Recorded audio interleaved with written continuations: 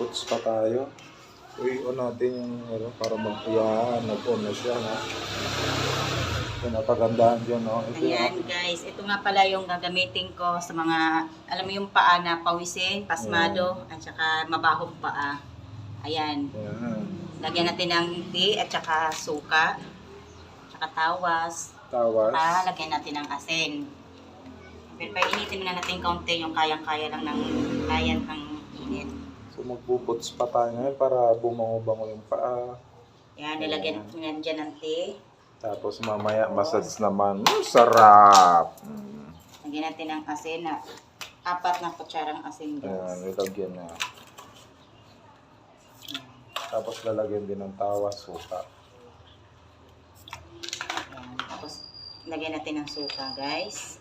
Ayan. Ganun din siya. 4 din guys. Ayan. Para Tapos ayan, tawas. imamanicure yan mamaya. Sarap. Malinis ang kuko.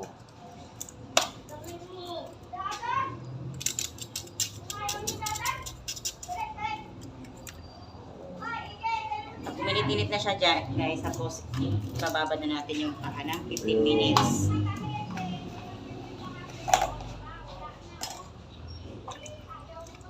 Hindi na siya masyadong ano. Maya-maya Yung pa yun. kayang-kaya lang ng ano, ng client ng paa. Maya-maya. Yan, ganyan ang gagawin nyo guys pag ang paa nyo ay pawisin, mabaho.